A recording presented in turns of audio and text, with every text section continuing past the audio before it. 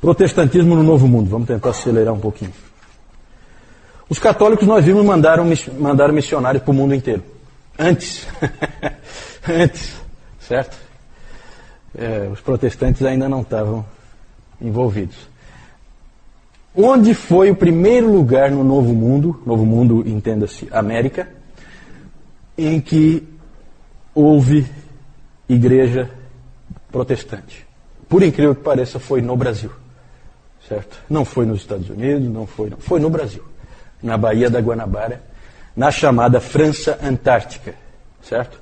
Os meus ajudantes, os meus universitários, entregaram para vocês aí um texto do Alderi, em que vocês podem ler um pouquinho mais sobre esse episódio. Nós não temos tempo de falar, mas o Villegagnon, que alguns dizem que foi colega do Calvino na Universidade de Paris, esse Villegagnon, ele veio com uma expedição com 2 navios, 600 homens, e junto com esses 600 homens, 14, vejam que não dá para imaginar, não, foi um monte de crentes que vieram, não, 600 homens, 14 crentes, certo?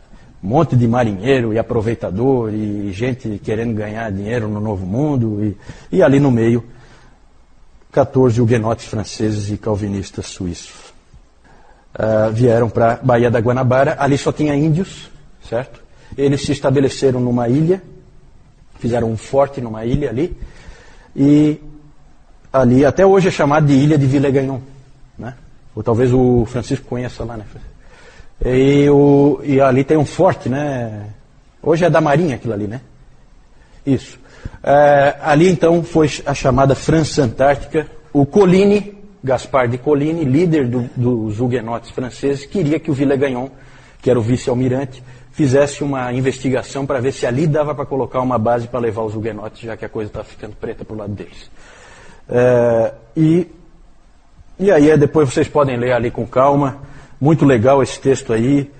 Cantou-se o Salmo 5 no Brasil em 1555. Foi feito o primeiro culto protestante no Brasil. A pregação foi no Salmo 27. Depois vocês leem aí.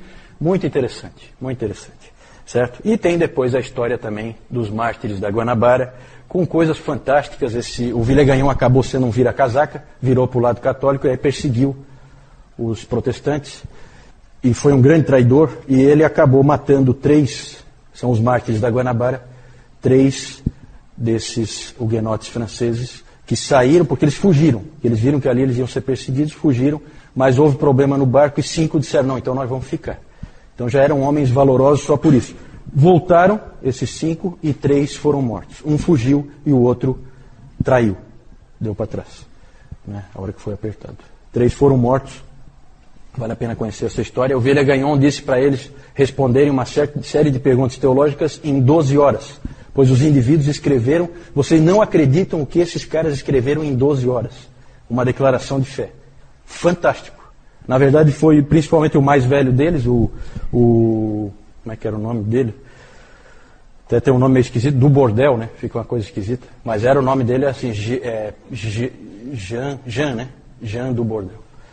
Era o mais velho deles, foi ele que principalmente que escreveu. O Villegagnon sacaneou eles lá de mandar eles escreverem aquilo e depois disse, não, isso aqui está tudo errado. Ele foi instigado por um ex-dominicano, certo? Um ex-dominicano fez ele ir para esse caminho, certo? O que acabou acontecendo é que não deu certo porque o Manuel da Nóbrega e o José de Anchieta foram lá no ouvidinho do Mendes Sá.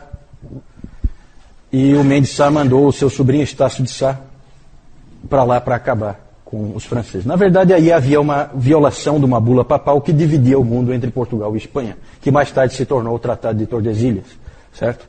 Então, os franceses estavam violando o que o Papa tinha dito, que o mundo é da Espanha e de Portugal. O que for descoberto de novo é dos dois. Os franceses não estavam nem aí, eles eram protestantes. O que o Papa diz, eu não estou nem aí, certo? Só que o Estácio de Sá foi lá com uma tropa maior, usou índios também junto na guerra, e acabou destruindo aquela colônia. Mas mesmo assim é um símbolo para as Américas de uma primeira tentativa e sempre é um estímulo para todos os protestantes do Brasil e do mundo. Depois vocês leiam com calma e vale a pena. Conheçam essa história, tá? Conheçam essa história. Aí está muito resumido e aí é bom porque vocês leem ali uma folha, dá para você ler rapidamente, você conhece o que aconteceu ali. A principal, para nós, o mais importante é o que deu certo, que foram os puritanos que foram para a Nova Inglaterra. Porque ali, então, você tem uma colonização consistente, ali você tem um lugar em que a igreja vai florescer, com o espírito puritano, sem ter o William Laud e companhia, e guerras e tal, para acabar com eles. Foi depois. O da Guanabara foi 1555, tá? E aqui, os puritanos aqui, eles chegaram, o primeiro navio, sempre é famoso aí na história, o Mayflower, certo? Viagem terrível, um monte de gente morta. Chegou na Baía de Massachusetts em 1621, né? Eu imagino que não, viu, Adriano? Eu acho que não era exclusivamente cristão, não. Sempre tinha essa coisa de ir lá, pegar riquezas, sempre tem esses aventureiros, né, que vão nesses outros povos, aí vai lá e engana os índios e escraviza.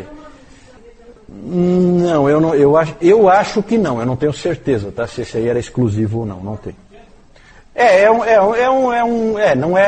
grande para os padrões da época, é relativamente grande, né, mas para hoje é pequeno, com certeza. E aí várias levas de puritanos foram para lá durante as perseguições do William Laud e do Carlos I, certo?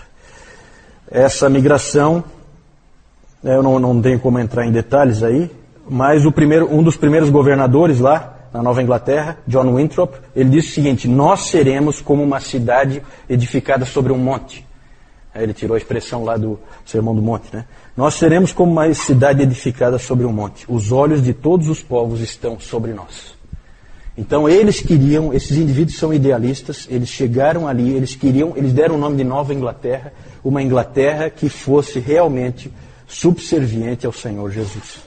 Então tudo girava em torno do cristianismo, os líderes eram todos cristãos, então é realmente um empreendimento diferente. Sempre pense nisso quando você vê assim, né? Tem muita gente que fala, poxa, mas o Colombo descobriu a América em 1492, o Pedro Álvares Cabral em 1500, e olha a diferença entre Estados Unidos e Brasil. Claro, meu amigo, veja a diferença de colonização. Aqui estão indo indivíduos da mais alta estirpe, estão indo para um mundo de nada. Vai ver se um nobre de Portugal queria vir para cá.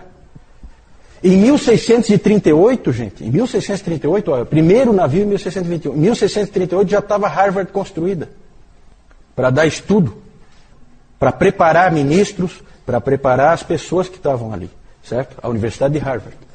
Exatamente, aqui era extrativista, lá era povoamento, porque essas pessoas queriam formar um novo mundo, um novo país. Exatamente, bem lembrado aí, Francisco. Não é extrativismo como era no Brasil.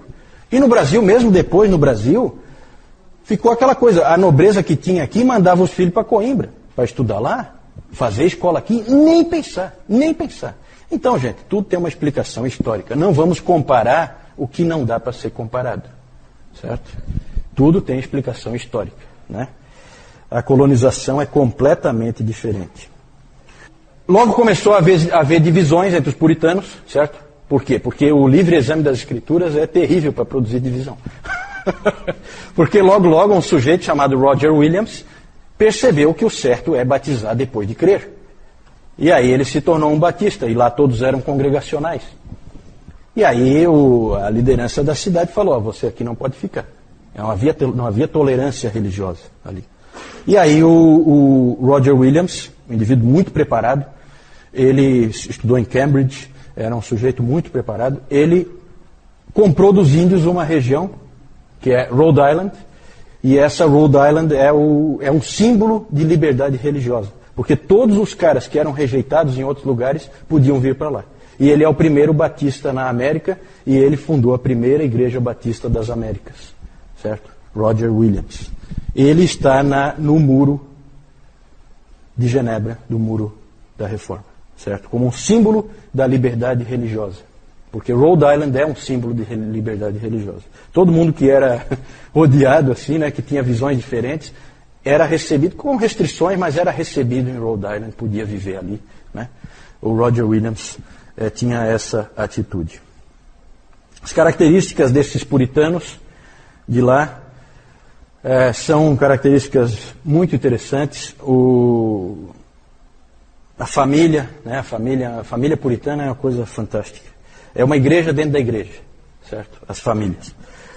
As construções, os templos, eram sempre com muita luz. Então nunca assim vidros com pinturas, coisas desse tipo que escurece, né? Sempre muito vidro para ficar bem claro por quê? Para ler a Bíblia. Então, olha como é que é o pensamento, né? Sempre, os prédios sempre muito limpos, assim, não tem imagem, não tem cruz, não tem nada. Bem no meio, um púlpito. Embaixo, o púlpito alto, né? Embaixo do púlpito, uma mesa de comunhão. Esse é o padrão. E os bancos, e o interessante, né? Cada pessoa tem uma Bíblia individual. Certo? Era outro espírito que eles tinham, como nós aqui hoje, né? Cada pessoa tem a sua Bíblia na mão enquanto o pregador prega. Isso vem deles, certo? A gente acha que as coisas assim sempre foi assim, né? Não foi assim, certo? São coisas que a gente recebe dos nossos antepassados na fé. Fundaram a Universidade de Harvard, já falei. Uma coisa interessante, gente, é que John Cotton, Thomas Hooker e John Davenport, todos da Nova Inglaterra, foram convidados como delegados da Assembleia de Westminster. Interessante como a igreja lá na Inglaterra valorizava os caras que tinham ido para lá. Convidaram gente para vir de lá. Só foi um indivíduo, que foi o Harry Vane, que tinha sido governador lá, foi o único que foi. Os outros não puderam ir, porque também não era fácil ir, né? Na verdade, depois vieram muitos outros para o Novo Mundo, presbiterianos da Holanda, alemães reformados, com a confissão de Heidelberg, que eles tanto amavam, e muitos outros vieram para colonizar os Estados Unidos, né? Outro aspecto, na comparação Estados Unidos e Brasil, é que os Estados Unidos ficam na mesma linha da Europa, né? Isso também favorecia que a maioria das migrações europeias viessem para o hemisfério norte, não para o hemisfério sul. Aí então, ali é uma foto do Rio de Janeiro, uma estátua que tem lá na frente da Catedral Presbiteriana, está ali escrito aí, em memória de mim, tem o Pierre Richier e o Guilherme Chartier, que foram os indivíduos que fizeram o primeiro culto protestante nas Américas, esses dois aí, certo? Esses dois eu não falei, mas eles foram mandados pelo Calvino, certo? O Villegagnon pediu pastores e ele mandou o Pierre Richier, que era um indivíduo já mais maduro, e um jovem, que era o Chartier. Esses dois, então, foram enviados pelo próprio Calvino para o Brasil. Aqui, então, na Baía da Guanabara, eles, então, se estabeleceram numa ilha, não aparece aqui a ilha, é uma ilha bem pequenininha, né? Aí dentro da Baía da Guanabara. Ali o Mayflower, para vocês terem uma ideia, né? E lá em cima fica, então, a Nova Inglaterra, a Baía de Massachusetts, onde eles chegaram. Então é bem lá no norte mesmo dos Estados Unidos, né? Ali uma igreja puritana, não sei se dá para ver direito aí, mas tem um púlpito alto ali. Isso aí mesmo, né? E lá embaixo tem uma mesa de comunhão, bem na frente do púlpito, certo? Ali o Roger Williams, e ali o muro, aqui vocês têm uma ideia melhor do muro, né? O muro ele é longo. E o Roger Williams está aqui, ó, com uma roupa de puritano, bem como ele está ali. Não, ali ele está sem o chapéu, né? Porque o puritano tem aquele chapéu típico, assim, né? Meio estranho. E lá no muro ele está com aquele chapéu.